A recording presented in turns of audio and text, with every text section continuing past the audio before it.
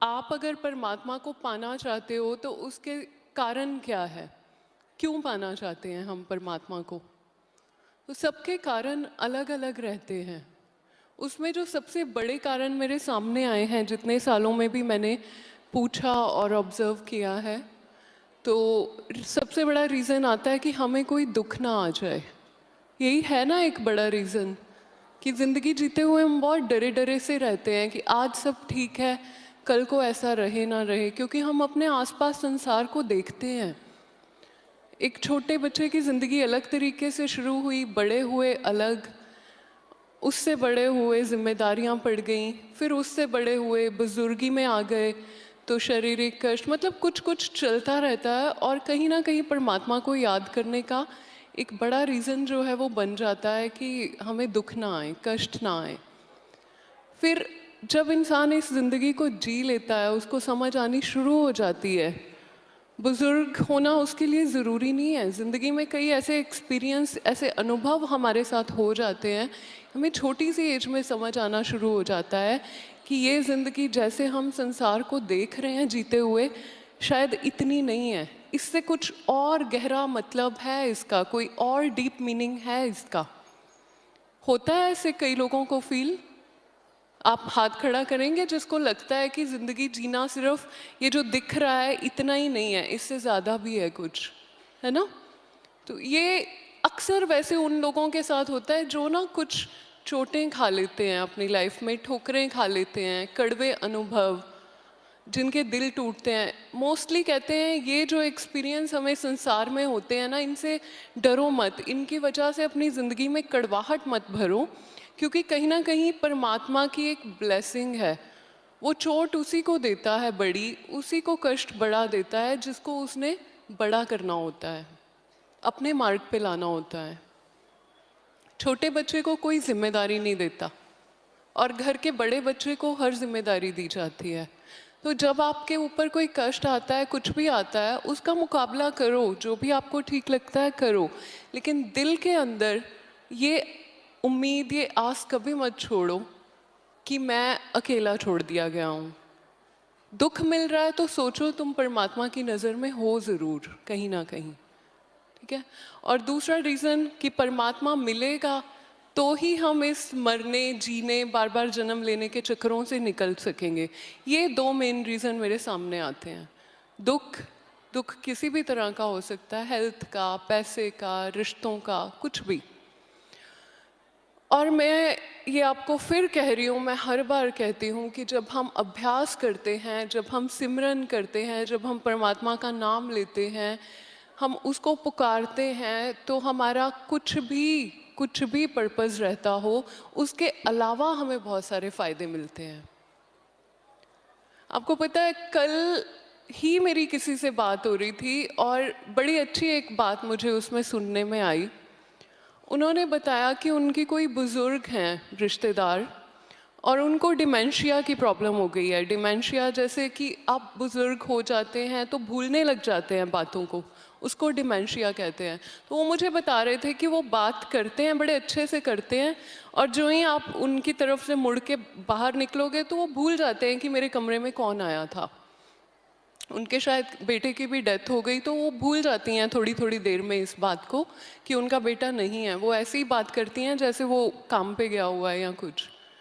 और पता है, उस बीमारी के होने के बाद उन्होंने मुझे बताया उनकी बाकी सारी बीमारियां ठीक हो गई। उनको शुगर थी, उनकी शुगर ठीक हो गई। उनका बीपी हाई रहता था, उनका बीपी भी ठीक हो गया। फिर मुझे यही बात समझ आई, फिर मेरे मन में आया मैं आपको ये एग्जांपल ज़रूर दूंगी कि कहीं ना कहीं हमारी प्रॉब्लम्स, हमारे दुख हमारी सोच से शुरू होते हैं। हमारा माइंड इतना पावरफुल है, इतना स्ट्रॉन्ग है कि इसका होना जहाँ हमारी ज़िंदगी में ज़रूरी है, वहीं अगर हमने इसको हावी होने दिया तो ये हमें बीमार कर सकता है। ये हमारी लाइफ में एक्चुअली वो प्रॉब्लम्स ला सकता है जो है नहीं। हम इमेजिन करते रहते हैं, जिस चीज़ का कहते सिमरन करो वो चीज़ आनी शुरू हो जाती है। और सच बताना, आपके दिमाग में ज़्यादातर चलता क्या है? खुशियाँ, शुक्रिया उस परमात्मा का, या आपके दिमाग में चिंता चलती है? क्या चलता है?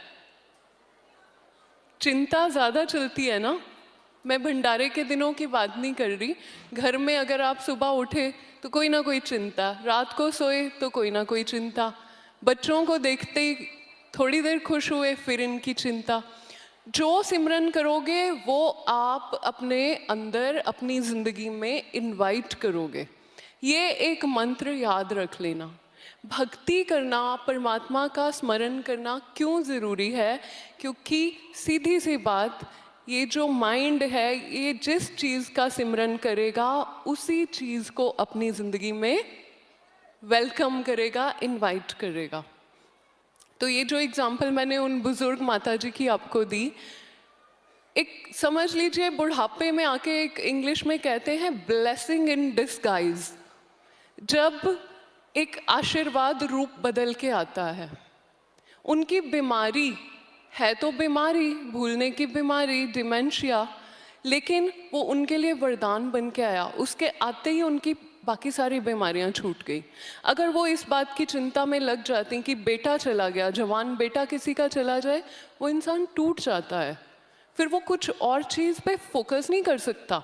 लेकिन परमात्मा ने उनको बीमारी के रूप में ऐसा आशीर्वाद दे दिया, वो भूल ही गई अपने इस बड़े दुख को, और उनकी जो शुगर वगैरह पहले हाई रहती थी वो उल्टे ठीक होने लग गई, बीपी ठीक होने लग गया। तो कहीं ना कहीं आपको उसके लिए बीमार होने की ज़रूरत नहीं है।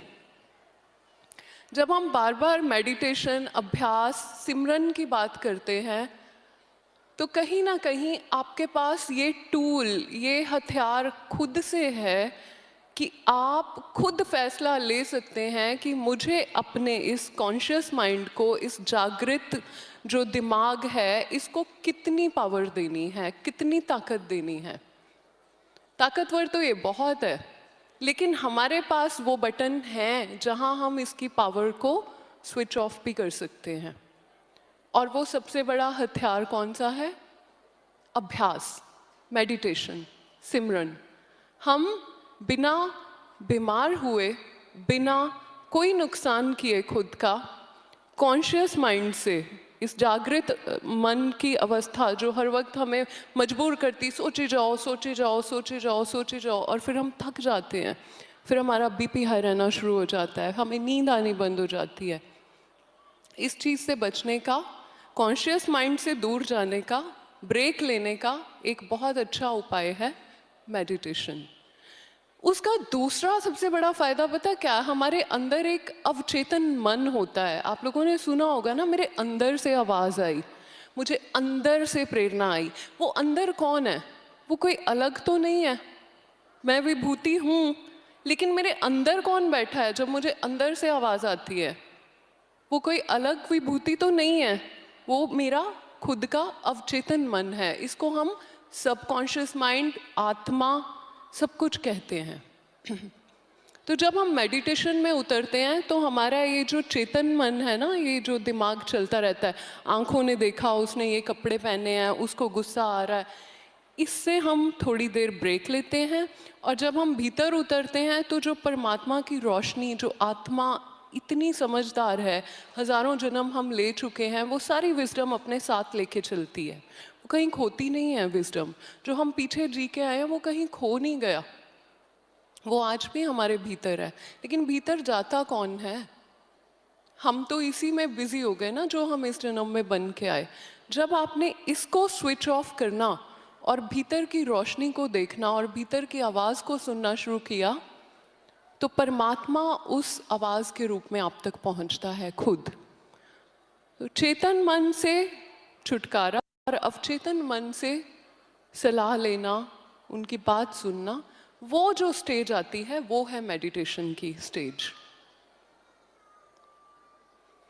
आप लोग जाना चाहेंगे उस स्टेज में? गुरु के साथ जुड़े रहना क्यों ज़रूरी है? क्योंकि गुरु आपको ये बात बार बार याद करवाते रहते हैं। संसार जो है ना, ये बहुत पावरफुल है। जब आपकी आंखें और कान संसार की तरफ लगते हैं तो ये फिर आपको कहीं और नहीं जाने देता। कहते हैं ना, काल की ताकत सबसे मजबूत है, ये आपको कहीं और नहीं जाने देती। आप तड़प रहे हो, आप समझ रहे हो कि आपका दुश्मन कोई और नहीं है, आपके अपने ही भीतर बैठा है जो निरंतर सोच चलती है, या आप गलत फैसले लेते हो लेकिन आप भूल जाते हो। तो गुरु के पास आना, सत्संग सुनना, अच्छी बातें सुनना, कीर्तन सुनना, ये सब आपको बार बार याद दिलवाता है कि आप जो दिखते हो आप वो नहीं हो, आप इससे बहुत ऊंचे हो, आप इससे बहुत शक्तिशाली हो, आप उस परम पिता का अंश हो, तो आप कम नहीं हो सकते। घोड़े का बेटा घोड़ा कहते हैं ना, ज़्यादा नहीं तो थोड़ा थोड़ा। तो जब हम उस इतने ऊंचे परम पिता की संतान हैं, तो क्या हम में अच्छे गुण नहीं हैं? हैं। और हम बार बार इस माहौल में, गुरु के पास, सत्संग में, कीर्तन में खुद को यही रिमाइंड करवाने आते हैं। यही हमारी सक्सेस है सत्संग सुन के, कि अगर हम खुद पे वर्क करना शुरू कर दें, हम खुद को थोड़ा सा तराशने लग जाएं, तो हम चमक सकते हैं, हम उसे पा सकते हैं, हम वही बन सकते हैं। ठीक है, यही मुझे आपको कहना था। और परमात्मा को जब आप याद करते हो ना, एक होश रखा करो, परमात्मा को ढूंढना बंद कर दो। परमात्मा वो नहीं है जो आपने किसी कैलेंडर में परमात्मा देखा है। परमात्मा वो भी नहीं है जो किसी पेंटर ने आपको पेंटिंग करके दिखा दिया। परमात्मा वो भी नहीं है जो आपने किसी फेसबुक पे फोटो में देखा है। ये सब हमारे चेतन मन की कल्पनाएं हैं। परमात्मा को ढूंढना बंद करके परमात्मा को पहचानना शुरू करो। ये दो वर्ड्स का फर्क याद रखना। परमात्मा को ढूंढने जाओगे तो नहीं मिलेगा, परमात्मा को पहचानना पड़ता है। जब जब आप पे प्रॉब्लम आती है, आप उसका स्मरण करते हो, आपको लगता है वो आपको ऐसे ही छोड़ देता है, इतना लापरवाह तो नहीं हो सकता। वो आता है आपकी हर प्रॉब्लम का सॉल्यूशन लेकर, लेकिन वो अलग से चमकते हुए कपड़े पहन के अलग से नहीं आता। वो हम लोगों के बीच में ही कहीं आता है सॉल्यूशन। तो मैं महाराज जी से पूछती रहती हूँ, तो उन्होंने जैसे कल मुझे ये एग्जाम्पल दिया, अब मैंने तो पहचाना ना कि मुझे तो ये परमात्मा का ही एक एग्जाम्पल आया है, जो वो भाई साहब ने मुझे बात बताई अपनी बुजुर्ग माता जी की। मैंने तो उस बात को पकड़ लिया कि मैं परमात्मा से मांग रही हूँ रोज़। तो मुझे बहुत अच्छा जवाब आ गया कि तुम्हारा अपना ही माइंड जो है, यही तुम्हें बीमार भी करने की ताकत रखता है, और यही तुम्हें हीरा बनाने की, तराशने की और परमात्मा में मिलाने की ताकत भी रखता है। अब ये तो अब आपके ऊपर है कि आप कौन सा रास्ता चुनते हो, और अभ्यास उसका सबसे बेस्ट रास्ता है, सेवा, सिमरन, सत्संग, कीर्तन। तो आज आइए हम सिमरन की तरफ चलते हैं। परमात्मा हमें जब ये मौका देता है और इतने सारे अपने प्यारे साधकों के साथ, अपने भक्तों के साथ देता है, तो एक बार उसका शुक्रिया करना बनता है, क्योंकि इतनी सारी आत्माएं जब भी उसको मिलके पुकारती हैं तो उसके घर तक आवाज़ जाती ही जाती है।